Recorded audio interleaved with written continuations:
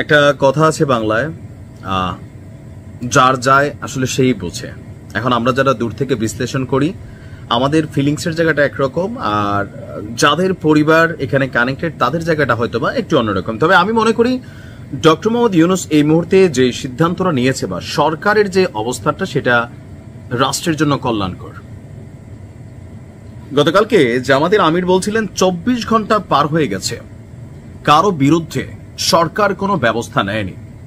আবার এই জামাতি দাবি করতেছিল যে যারা সেনাবাহিনীর সদস্য আছেন এবং পুলিশের সদস্যরা আছেন বিপিনুর উপর যারা হামলা করেছে তাদেরকে গ্রেপ্তার করতে হবে, তাদের বিরুদ্ধে আইনি ব্যবস্থা নিতে হবে। অপরদিকে এই দলটির যারা প্রধান আছেন গণ অধিকার পরিষদের রাশেদ খান বা ফারুক ভাইও আগে একবার মার খেয়েছে, সো তিনি কিন্তু বিষয়টা বুঝতে পারেন যে মারের ব্যথা। আমিও একবার খাইছিলাম রাজনীতি করাকালীন, অনেক মার খেয়েছিলাম, এরকম নাক টাক নুরুর মতন ফুলেই গেছিল, অনেক ব্যথা হয় প্রচন্ড। তো সেই জায়গা থেকে ফারুকও বলতেছিলেন যে তাদের 3 দফা, এর মাঝখানে আইন শৃঙ্খলা বাহিনীর যারা এখানে কানেক্টেড তাদেরকে শাস্তির আওতায় আনতে হবে।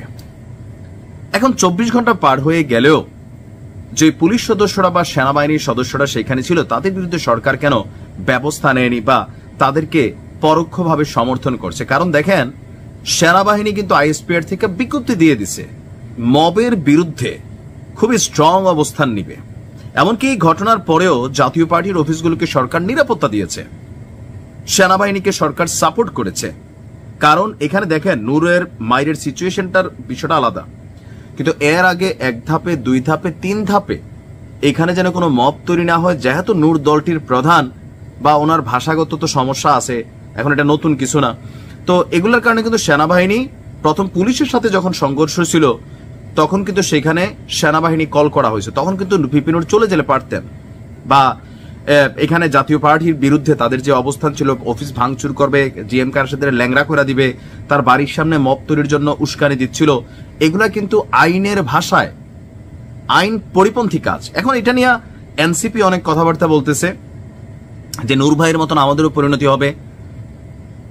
জামাত তারাও ভয় পাচ্ছে, কারণ সামহাও আওয়ামী লীগের ইস্যুটাতে তাদের একটা কনসার্ন আছে। কিন্তু সরকার কেন? আপনি দেখেন ডক্টর ইউনূস খুবই কৌশলে কাজটা নিচ্ছেন।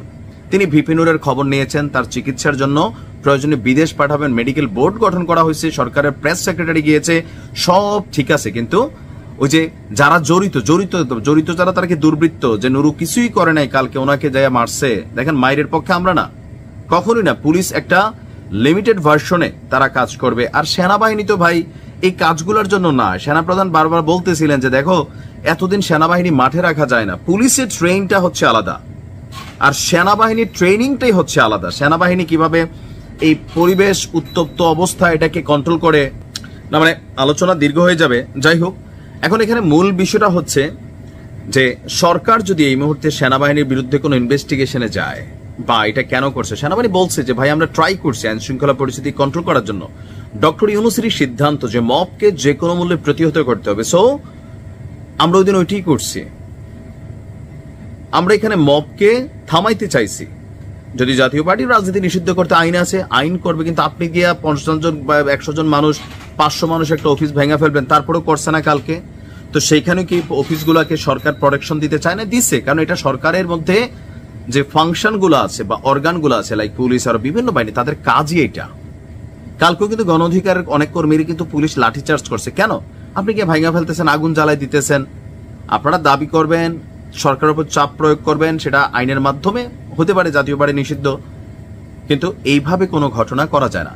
আর সরকার যদি এই মুহূর্তে সেনাবাহিনীর বিরুদ্ধে যায়, অথবা ধরেন যারাই বলতেছেন বারবার সেনাপ্রধানকে নিয়ে নানান কথা বলতেছেন, এটা যার যার পয়েন্ট অফ ভিউ, আবার পুলিশকে নিয়ে বলতেছেন, তো পুলিশ এবং সেনাবাহিনী এই দুইটা জিনিসই সরকারের টিকাই রাখছে ভাই।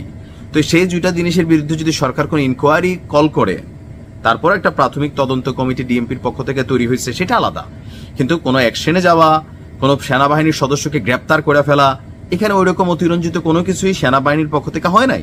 তারা ধৈর্য ধারণ করছে, পরিস্থিতি বিগলাই গেছিল, তৃতীয় পক্ষের কেউ ঢুকছিল, সেটা তদন্ত কমিটি থেকে আসবে, কিন্তু পুলিশ এবং সেনাবাহিনী তাদের কাজ করছে। সো এখানে ডক্টর ইউনূস পাগল হয় নাই যে তিনি এটার বিরুদ্ধে অবস্থান নেবেন বা স্বরাষ্ট্র এটার বিরুদ্ধে অবস্থান নেবেন, অথবা স্বরাষ্ট্রমন্ত্রীকে তিনি বরখাস্ত করে দিবেন। এটা আস্তে আস্তে থেমে যাবে। মবকারী যারা আছেন তাদের জন্য একটা বার্তা সরকারের পক্ষ থেকে দেওয়া হয়েছে, প্রত্যক্ষ বা পরোক্ষভাবে। যে সরকার মব কেয়ার উৎসাহিত করবে না। ভালো থাকুন।